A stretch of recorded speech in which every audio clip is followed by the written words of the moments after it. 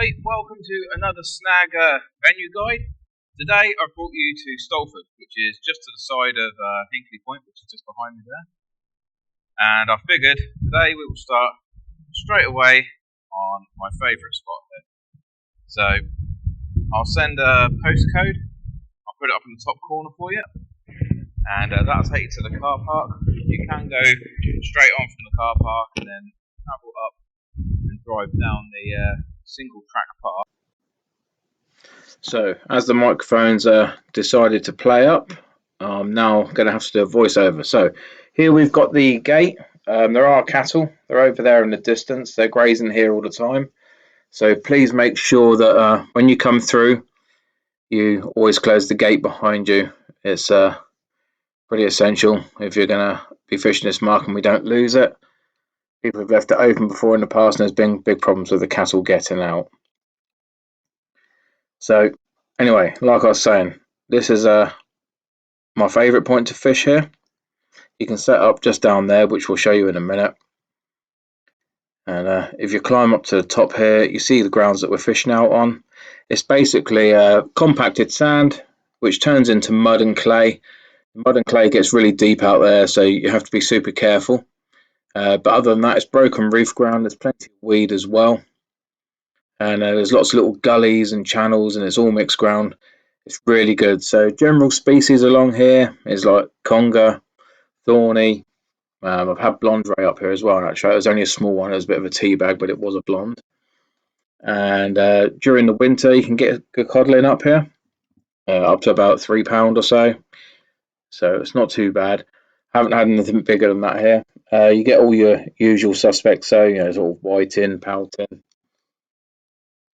But it's a good venue. It's normally quite productive, as long as the platform's not just off Hinkley Point at the times, because that can kill the fishing up here.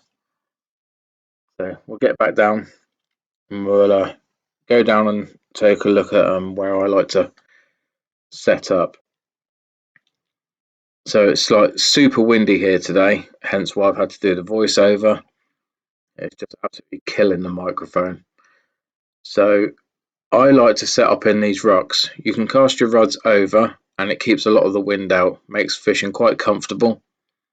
And you've got a nice little sort of landing platform just to your right, obviously. So if you get anything of size, it's still easy enough to bring in. But you cast out, or I cast out onto the sand flats there. I like to keep one as far as I can, and one in close where the mixed ground sort of just runs onto it. There's a couple of like bridges down there, which we'll just go down and see. So the possibilities for fishing here are endless. You can go all the way up the seawall there. You can fish from the top of the boulders, but you have to be careful. They can be slippy. If you get something of size, you either need a really good drop net, a really long-handled landing net, or a really brave mate. But I wouldn't advise going onto the rocks. They can get super slippy. Anyway, as you can see, here's the sand. You've got worm cast here. It's all small. There's nothing worth digging. But worm baits over the top can be effective. The other baits that you want to use here would be squid, sand eel. If you're going for the large conger, obviously, like larger fish baits. But you'll get bass hitting all these riffles here that hold food. And I find if you use crab, you pick up the bass here. When I say crab, I mean standard crab, not spider, not hermit. I haven't had anything on those here. Literally just normal crab. But you get a fair few of them along here anyway. I'm sure we'll find some on the beach as we go along. So walking down, I'll show you where the sand turns into clay. It's not particularly friendly. And with some of these like upper reaches, the tide here comes in alarmingly fast. I think it's something like 2 yards a minute. So you don't want to get stuck in this stuff. It's not friendly.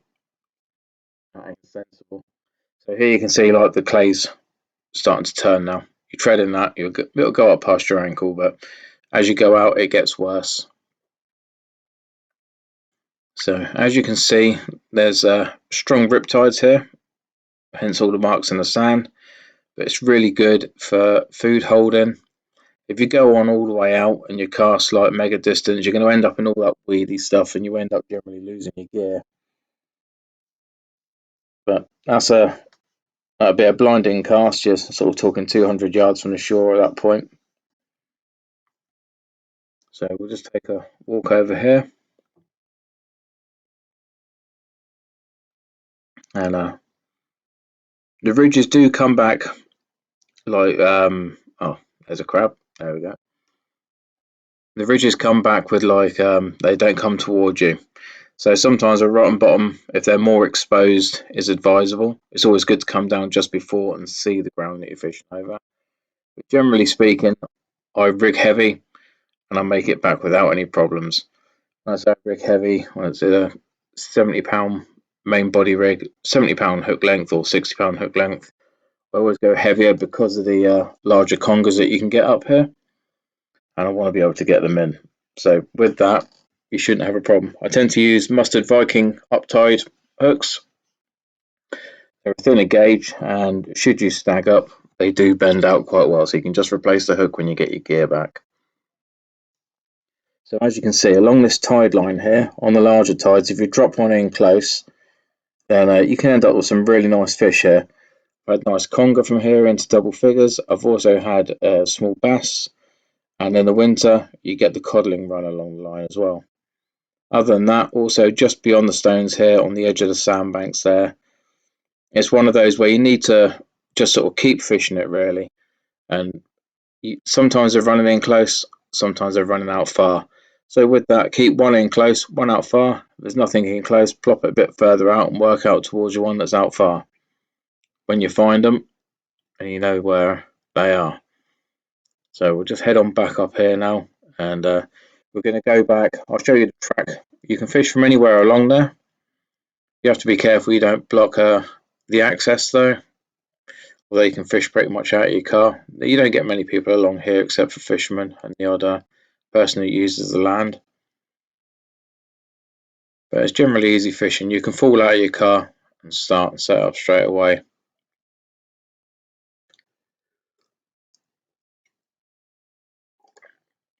So one thing about the track is it's not very car friendly.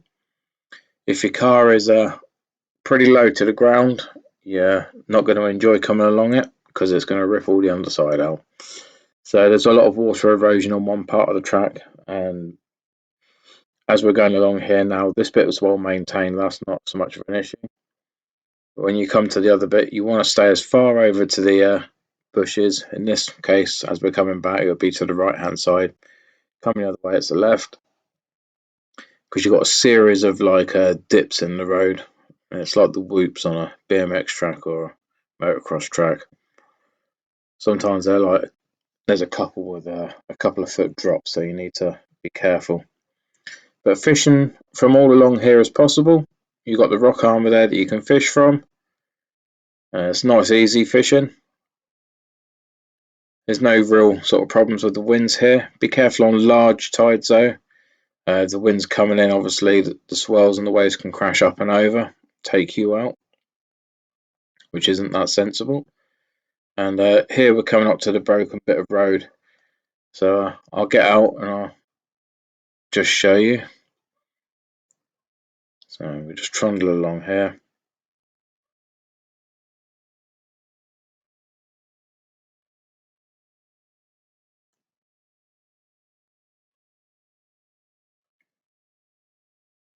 So there's so many places along here that you can fish. It's like endless possibilities. But like I say, I'm just showing you my 3 favourite areas to go. And well, if you come down early enough, you can assess the ground for yourself and find some new spots possibly. I'm not saying mine are the best, it's just what I choose to do. So here we are. We're at the broken bit of road now. Doesn't look so bad at first, does it, on camera? But I can assure you, when you come here, the Mondeo that I'm in now, it's not particularly low, but if I'm not careful, I can get the underside all scraped up. So as you can see, there's a lot of water erosion here, like where it's all run away. And in the distance there, a couple of them do drop sort of up to about 1.5 feet, 2 feet. It's quite substantial. If you're coming down on a 4x4 or something, you'll breeze over it, no issues.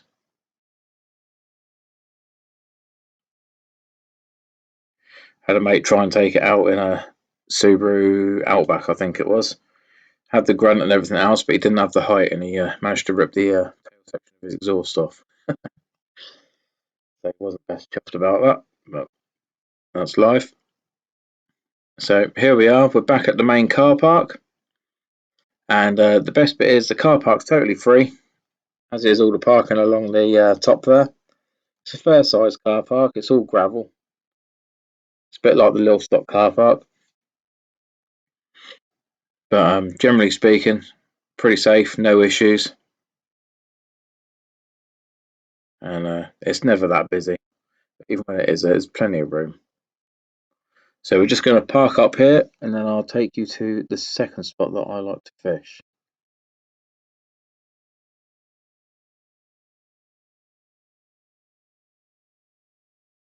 Alright, so car park's just behind us now, as you can see, all parked up. And if we head on up this path, it takes us to the sea defences. And the best bit is, I actually like to fish just down here.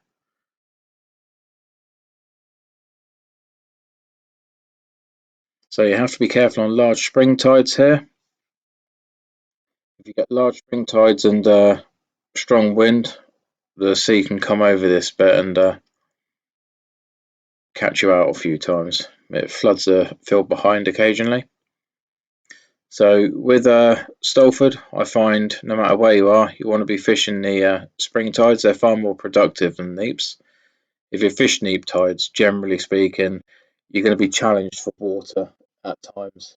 As you can see, the weed line is down here. At the moment, we're on neaps. If you use tides for fishing or anything like that, then it's on about an 8.8, something like that. So you can see, obviously, by other beaches just how low it normally is. And here, if you look along, that's 8.8. It comes up a hell of a way, considering it reaches up to like 10.7 on the spring. So I like to fish the grounds out there. As you'll see, there's a small gap in the weedy stone. So I'll just basically cast a diagonal left. I keep one in close again.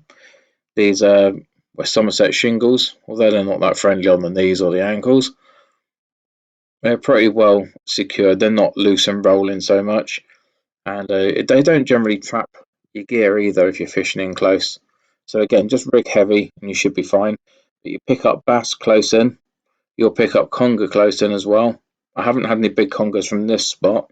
I've had them up to about £7 here, but I've had quite a few at that sort of weight, as it were. I think in one session it was about 4 or 5, and they're all around the £7 or £8 mark, so not too shabby. But like I say, you'll pick up the bass here. In winter, it can be whiting in plague proportions. Then you find these cracking little sandy, muddy spots in between as well, and I find fishing over those is generally good. Pick up the codling again in the winter, and then here we go. We're just heading out now, and this is where the sand starts to turn into clay again. We'll just pick our way through, and I'll try and show you. Like, there's like odd sand banks. So there's one there. Just navigate over the stones. Put your foot in there. It goes up past your ankle generally. If I was really smart, I would have worn wellies. So solid sandbar again. Worm cast everywhere, and you can see with all the riffles that there's a strong current that passes through here. It's pretty fearsome. On this bit, it's very flat. The tide definitely comes in at like sometimes faster than 2 yards a minute. So not a place that I would like recommend venturing out onto the mud flats or anything. It's quite dangerous, and the mud can get really deep as well. So we'll just zoom in on it. I'm certainly not going to go anywhere near it. Although there's fishing stakes out there, generally speaking, the guys have a set route to that. Although I haven't seen them used recently, to be fair. I don't know whether they're old and they're not used anymore. But fish life here isn't too bad. Out here on the sand flats, you'll end up with some specimen thornbacks. You can get them up into double figures. Quite often have them sort of around £7 to £9, which is always very nice. Closer in, sometimes you get the little tea bags. So whether it's also a breeding ground, it wouldn't surprise me with all the mud and flat stuff out here. So I don't generally see any other rays. I've not really had many small eyes or anything. You'll also get hounds come through here, but I find it's generally sort of later in the summer. You don't really get them at the beginning. Well, it's normally a bit later on where they've pushed up the channel and whatnot. No. Later in the year, you can actually get some decent sized hounds from here. But again, it's a little bit like the other place. You want to cast one in close, one out far, and then work towards each other to find the sweet spot where the fish are coming along. So as you can see, that's mud banks there. That's deadly ground out there. Not advisable at all. And I won't be going any further, that's for sure. But it's quite clear where it mixes. Spring tides here are ferocious. You can get quite a strong cross current here on the spring tides, so I generally use 7 ounces. You get away with 6, but I generally use 7. Just gives me peace of mind. If you're fishing in close, the current pull isn't as strong.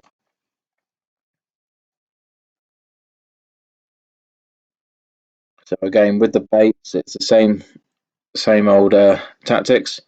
Crab, squid, worm. If you're fishing on the sandbanks, performs well, especially ragworm.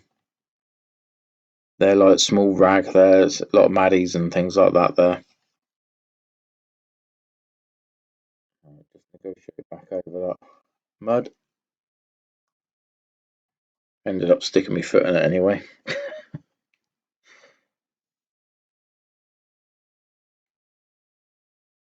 So here, the broken ground, it's worth fishing. You can pick up a lot of schoolies in close. If you're into that, obviously.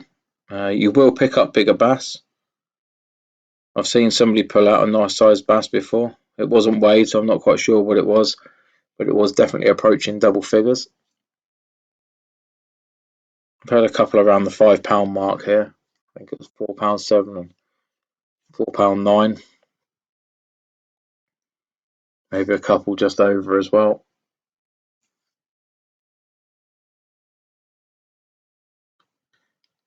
So we'll head on back up.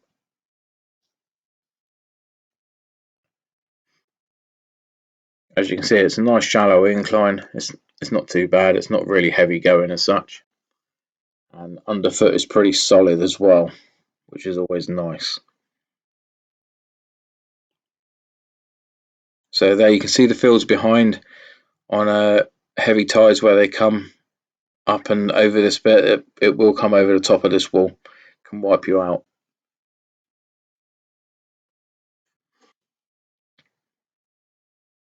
So the next spot's over there. That's where we're going to be heading. I'm just going to cut off in a second and we'll come back.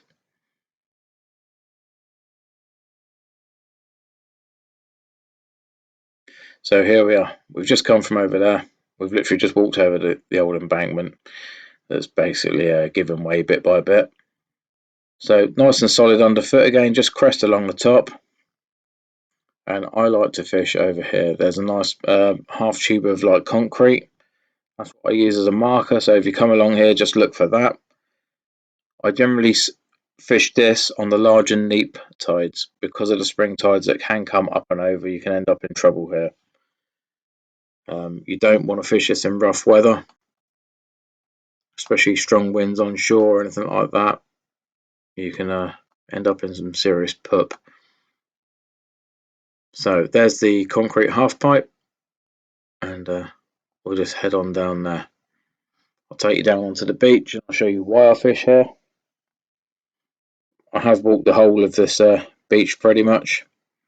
I do look in other areas. These are just the ones I come up with. I've fished them. I have fished other areas too, but these ones produce on what I would call a regular basis.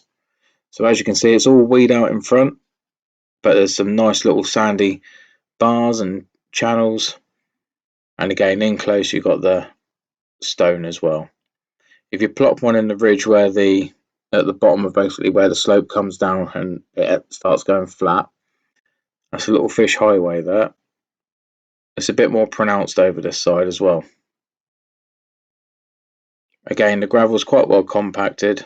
Gravel, what am I kidding? It's cobbles. The cobbles are quite well compacted. They don't really trap your gear or cause you any snag ups if you're rigged up heavy. So mainline stuff, I generally use £20 leader to a £70 leader, and it's more than sufficient. So here we are, nice sort of compacted sand, worm cast again.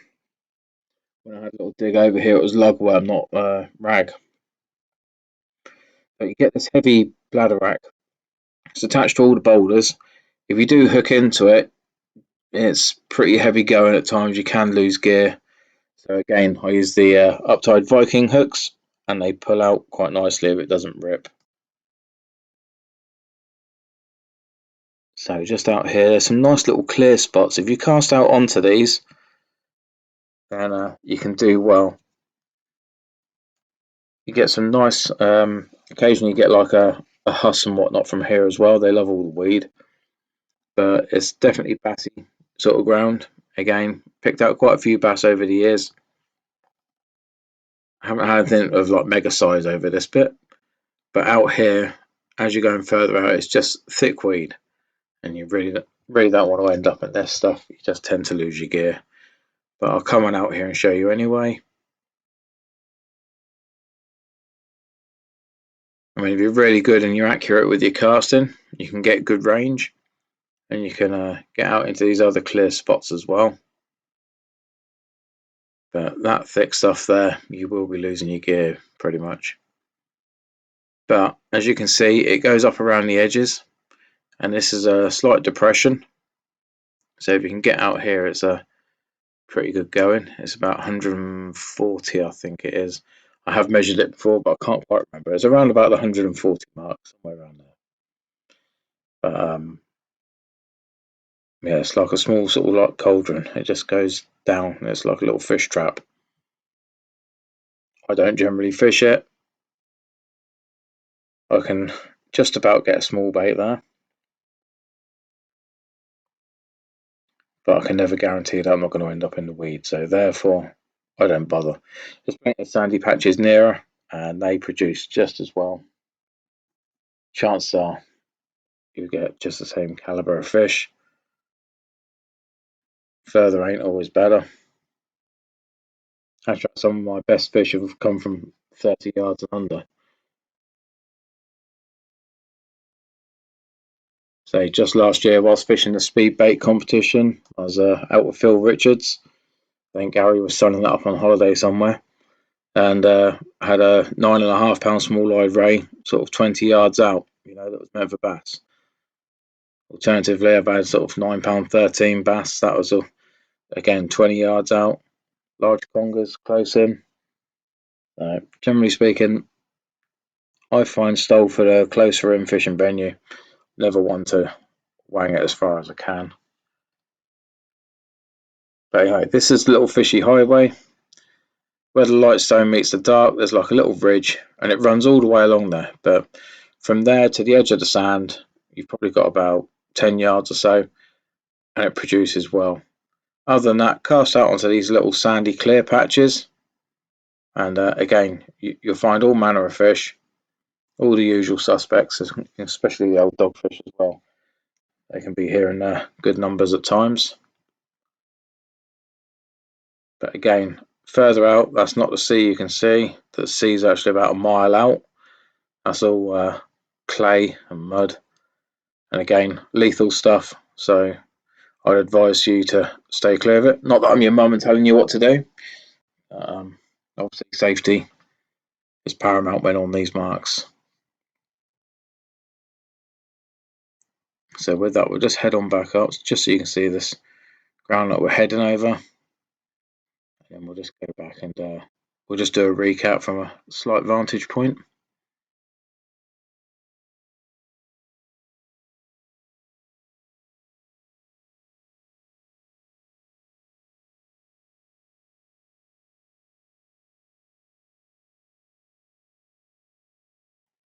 So again, that weed line is from the 8.8 tides for fishing neap tide. So large springs come all the way up here.